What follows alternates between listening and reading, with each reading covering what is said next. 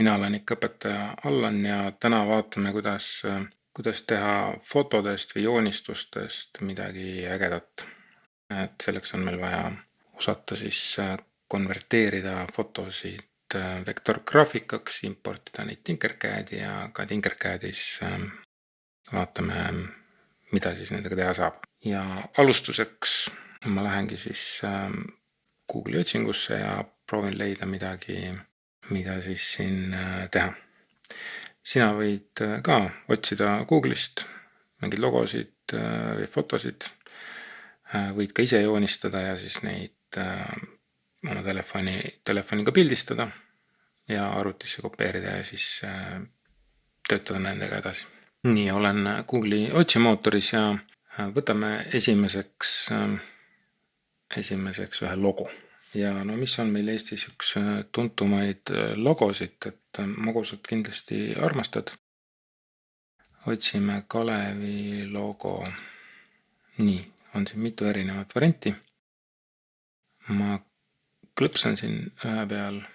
Oluline on, et oleks võimalikult hea kvaliteediga, et need servad oleks sirged, et siin on näha natukene sellist pildi pakkimisest jäävad müra siia servadesse. Et ma arvan, et see äkki jääb ilusam. Salvestan ta kettele. Kalev slogan save. Teen ta lahti siit. Ja kuna ta on läbipaistva taustaga, et siis ta näitab siin praegu musta. Nii, ma valin ära ainult selle Kalevi. Ctrl K ja valime siit kuskilt fail ja save ka. Nii, nüüd järgmine samm. Lähen tagasi brauserisse ja avan sellise lehe nagu pikk svg.com.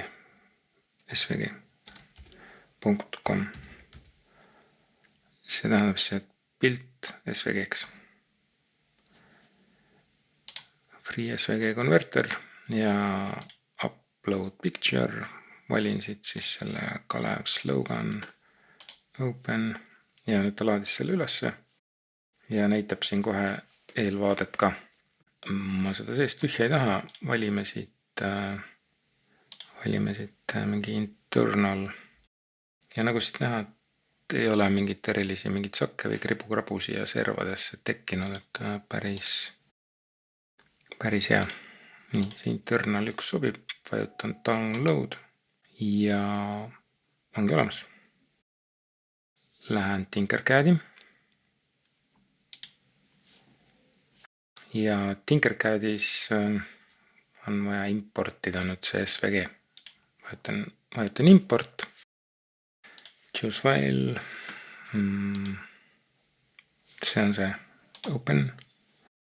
Siin nüüd artboard tähendab, et ta võtab nagu terve selle pildi. Ma vajutan art, siis ta valib nagu täpselt ainult selle teksti osa. Nii suurt ei taha, 110 ja 2 peaaegu 30 centimeetrit on ja 292, et ma valin, ütleme mingi 6 centimeetrit näiteks, ehk 60 millimeetrit. Import. Nüüd läheb nõks aega. Ja ongi imporditud. Päris kena.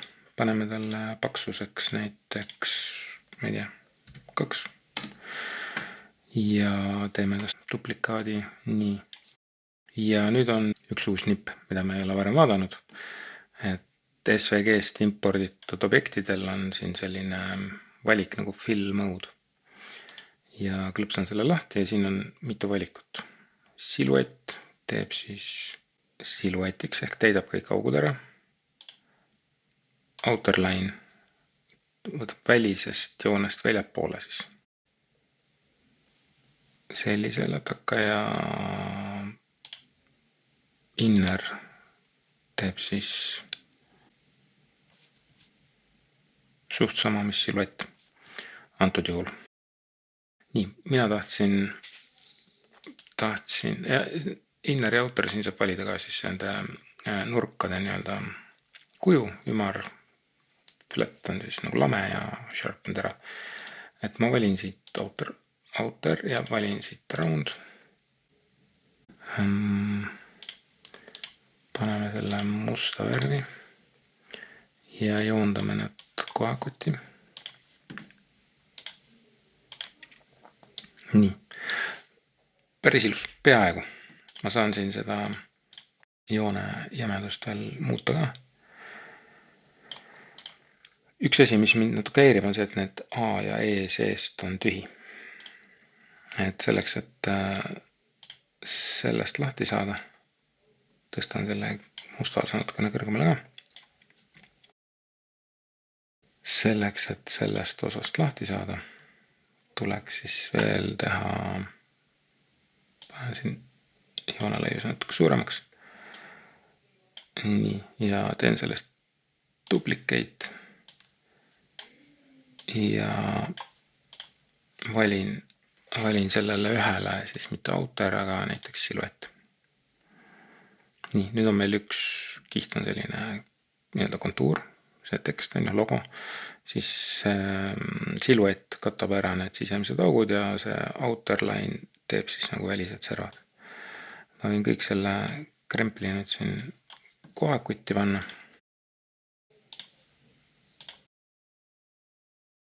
Ja rühmitada. Ja ongi selline ilus lätakas. No Kalevi värvide mõttes. Ma tegin nüüd topeltklõpsu, et seda rühmitatud objekti muuta. Valime sinna näiteks siis oranži, nii nagu on šokolaadipaberi peal. Siin see kiht ka oranžiks. Nii. No nüüd on nagu šokolaadipaber. Nii. See on üks võimalus. Kas siis võtta mingi selline kellegi logo või joonistada ise mingi kontuur ja siis SVG-ks konverteerida ja siia Tinkercadi tuua.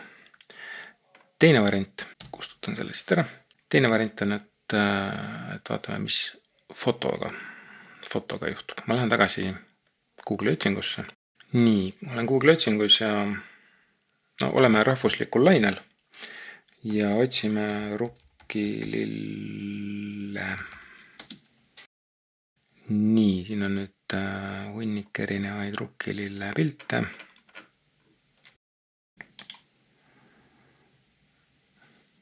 Nii, see tundub ilus. Ja siin on üks selline mark ka. Nii, ma prooviks seda margi asja. Nii, klõps on siin peal. Paistab ilus kvaliteetne. Parem klikk, save image as ja save. Lähen tagasi sinna SVG konverterisse, upload, rukkelill 1, open ja näete, ongi siin konverditud, aga natukene nagu hõre on siin see asi, et ma tahaks, et oleks natukene rohkem neid jooni. Nii, see on nagu ilusa tugeva kontuuriga. See inner siin väga palju midagi ei anna, teeb pigem halvemaks selle asja. H4 annab parema tulemuse. Download. Ja lähen tagasi Tinkercadi.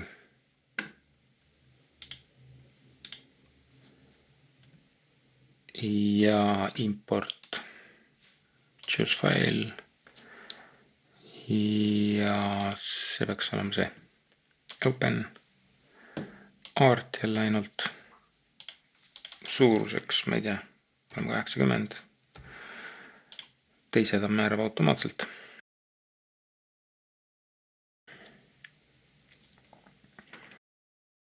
Ja saime sellise. No 10 mm on natukene palju, panen siia 2 ja teen duplikaadidest. Mis värvi see võiks olla? No rukkelill midagi tumesinist äkki. Ja sellel proovime mingisugust muud varianti siit. Paneme näiteks silueti. See tähendab, et kui ta meil eelmine kord võttis kenasti sellel logo kontuuri ja siis selle kujundi nagu kõige väline kontuur on see margiserv. Ehk siis siluett tähendab lihtsalt sellist lainelise servaga lätakat. Outerline annab meile sellise asja, et ta jälle välise serva nagu teeb natukene laiemaks. Ehk siis see sisemine serv on see margi välimine serv. Ja siis ta teeb siia vastava paksusega joone. Kahjuks ta seda keskmist osa välja ei joonista. Ja vaatame, mis see inner